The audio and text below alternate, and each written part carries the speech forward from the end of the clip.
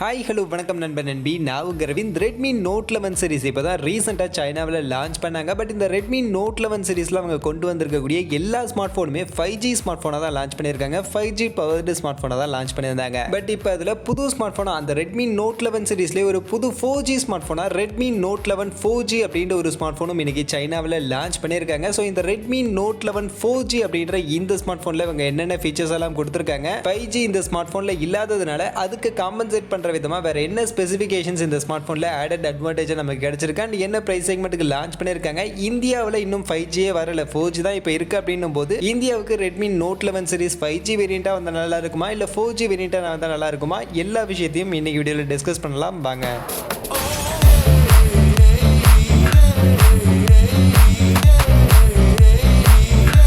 நண்பா, வீடியோக்குள்ளே போகிறதுக்கு முன்னாடி டே டு டே ஆஃபர்ஸ் அப்படின்ற ஒரு டெலிகிராம் சேனல் கிரியேட் பண்ணியிருக்கோம். இந்த சேனலில் ரெகுலராக ஆன்லைனில் வரக்கூடிய பெஸ்ட்டான offers, deals, coupons, promo quotes எல்லாத்தையும் அப்டேட் பண்ணிட்டு இருக்கோம். ஸோ யாருக்கெல்லாம் இந்த மாதிரி ஆன்லைனில் வரக்கூடிய பெஸ்ட்டான ஆஃபர்ஸை பற்றின அப்டேட்டாக தெரிஞ்சுக்கணும் அப்படின்ற விருப்பம் இருக்கோ நம்மளுடைய இந்த டெலிகிராம் சேனலில் வந்து ஜாயின் பண்ணிக்கங்க. ஜாயின் பண்ணுறதுக்கான லிங்க் டிஸ்கிரிப்ஷனில் இருக்குது.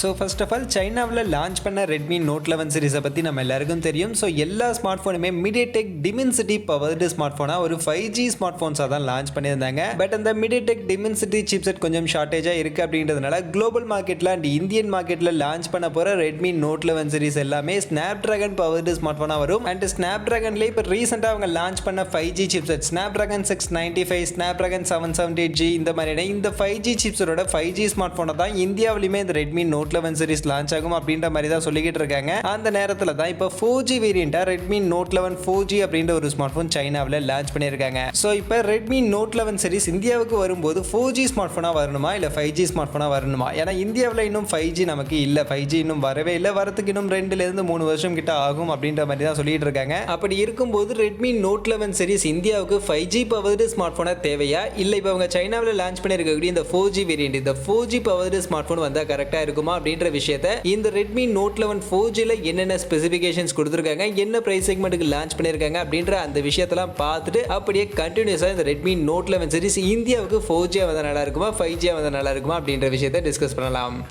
ஸோ இதில் ஃபர்ஸ்ட் இப்போ இந்த 4G power Redmi note 11 smartphone என்ன மாதிரியான டிசைனில் கொண்டு வந்திருக்காங்க அப்படின்னு நீங்கள் பார்த்தீங்கன்னா இவங்களுடைய ப்ரீவியஸ் 5G பவர் ஸ்மார்ட் ஃபோனாக கொண்டு வந்தாங்களே ரெட்மி நோட் 11 5G, அதில் என்ன மாதிரியான டிசைன் பேட்டர்ன் கொடுத்துருந்தாங்களோ அதே மாதிரியான டிசைன் அதே மாதிரியான அவுட்லுக்கில் தான் இந்த ரெட்மி நோட் 11 4G ஸ்மார்ட் ஃபோனும் எடுத்துகிட்டு வந்திருக்காங்க. எந்த சேஞ்சஸும் பண்ணல. ஈவன் கலர் வேரியண்ட்ல இருந்து எல்லாமே அப்படியே Redmi note 11 5G power smart ஃபோனாக வந்த அந்த ஸ்மார்ட் ஃபோனில் என்ன மாதிரியான டிசைன் பேட்டர்ன் என்ன மாதிரியான அவுட்லுக்கில் கொண்டு வந்திருந்தாங்களோ அதே மாதிரியான அவுட்லுக்கில் தான் இந்த ரெட்மி நோட் 11 4G ஸ்மார்ட் ஃபோனையுமே இப்போ லான்ச் பண்ணியிருக்காங்க.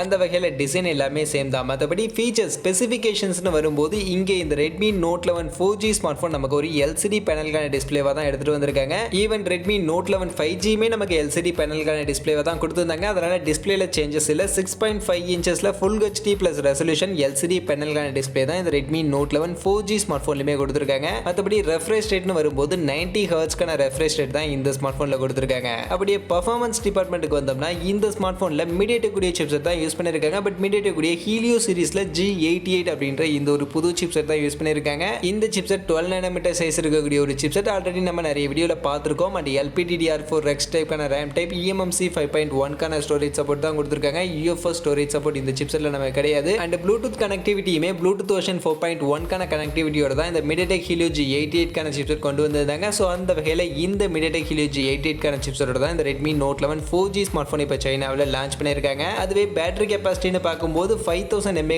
பேட்டரி கெப்பாசிட்டி அண்ட் அதை சார்ஜ் பண்ணுறதுக்கு 18 வாட்ஸ்க்கான ஃபாஸ்ட் சார்ஜிங்கான சப்போர்ட் கொடுத்துருக்காங்க. அப்படியே கேமரா டிபார்ட்மெண்ட் வந்தோம்னா rear side triple camera setup. அதில் ஃபர்ஸ்ட் பிரைமரி கேமரா 50 மெகாபிக்சலுக்கான பிரைமரி கேமரா, அது போக 8 megapixel ultra wide and 2 megapixel macro அப்படின்ற 3 கேமரா பேக் சைட் கொடுத்துருக்காங்க. ஃப்ரண்ட் சைட் செல்ஃபி கேமரா பார்க்கும்போது பஞ்சோல் டைப்ல 8 மெகாபிக்சலுக்கான செல்ஃபி கேமரா கொடுத்துருந்தாங்க. அண்ட் மற்றபடி side mounted fingerprint scanner தான் இந்த ஸ்மார்ட் ஃபோனில் இருக்கு. 3.5mm ஆடியோ ஜாக் உண்டு, டெடிகேட்டட் SD கார்டு ஸ்லாட் உண்டு, டுவல் ஸ்டீரியோ ஸ்பீக்கர்ஸ் கொடுத்துருக்காங்க. Android 12 மேல MIUI 12.5க்கான யூஐயோட இந்த ஒரு ஸ்மார்ட் ஃபோன் சைனாவில் இப்போ என்ன பட்ஜெட் செக்மெண்ட்டுக்கு லான்ச் பண்ணியிருக்காங்கன்னு பார்த்தீங்கன்னா 11,000 ரூபா அப்படின்ற பட்ஜெட் செக்மெண்ட்டுக்கு இந்தியன் மணியில் அங்கே லான்ச் பண்ணியிருக்கதா சொல்லியிருக்காங்க. அந்த வகையில் இந்த ரெட்மி நோட் 11 4G இந்த ஸ்மார்ட் ஃபோனுடைய இந்த ஸ்பெசிஃபிகேஷன்ஸ் எல்லாம் பார்க்கும்போது அப்படியே எனக்கு ஆல்ரெடி நம்ம இந்தியன் மார்க்கெட்டில் இருக்கக்கூடிய ரெட்மி 10 Prime இந்த ஸ்மார்ட் ஃபோன் தான் ஞாபகத்துக்கு வருது. ஏன்னா இந்த ரெட்மி 10 Prime ஸ்மார்ட் ஃபோனில் என்னென்ன ஸ்பெசிஃபிகேஷன்ஸ் கொடுத்துருந்தாங்களோ அதே ஸ்பெசிஃபிகேஷனோட தான் இந்த ரெட்மி நோட் 11 4G அப்படின்ற ஸ்மார்ட் ஃபோன் இப்போ சைனாவில் லான்ச் பண்ணியிருக்காங்க.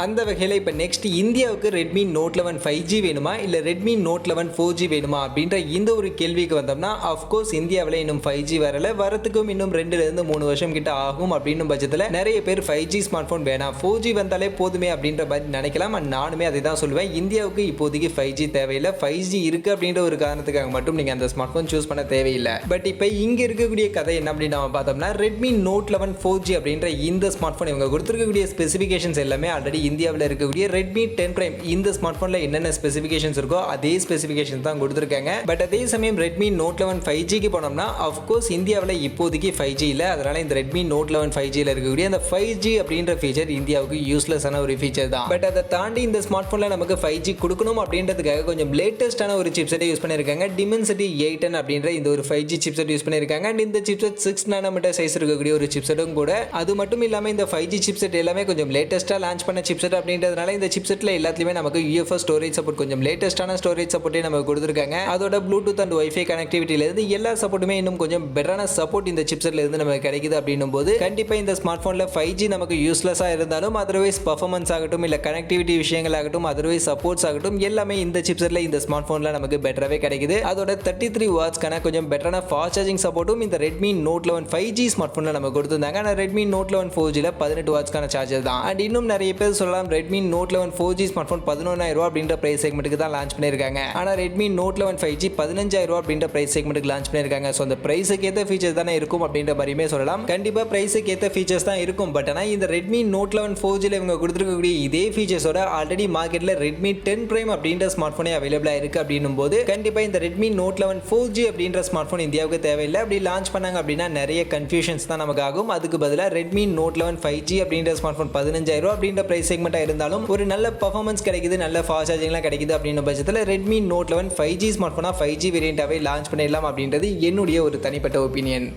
மற்றபடி இப்போ நீங்கள் சொல்லுங்கள், நீங்கள் என்ன நினைக்கிறீங்க? ரெட்மி அவங்களுடைய நோட் 11 சீரிஸை இந்தியாவுக்கு எடுத்துகிட்டு வரும்போது ரெட்மி நோட் 11 5G எடுத்துகிட்டு வரணுமா இல்லை இப்போ ரீசெண்டாக அவங்க சைனாவில் லான்ச் பண்ணியிருக்கக்கூடிய ரெட்மி நோட் 11 4G இந்த ஸ்மார்ட் ஃபோனை இந்தியாவுக்கு எடுத்துகிட்டு வந்தால் கரெக்டாக இருக்கும்னு நினைக்கிறீங்களா? உங்களுடைய ஒப்பீனியன் என்ன அப்படின்றத மறக்காம கமெண்ட் செக்ஷனில் வந்து சொல்லுங்கள். மற்றபடி இந்த வீடியோ இவ்வளோ தான். ஸோ கண்டிப்பாக இந்த வீடியோ உங்கள் எல்லாருக்கும் பிடிச்சிருக்கும் அப்படின்னு நான் நம்புறேன். அப்படி வீடியோ பிடிச்சிருந்தால் லைக் பண்ணுங்கள், உங்கள் ஃப்ரெண்ட்ஸுக்கும் ஷேர் பண்ணுங்கள். நம்ம சேனலை சப்ஸ்கிரைப் பண்ணல அப்படின்னா மறக்காம சப்ஸ்கிரைப் பண்ணுங்க. மீண்டும் ஒரு நல்ல வீடியோவில் உங்கள் எல்லாரையும் சந்திக்கிறேன். அது வரைக்கும் tata bye bye and see you.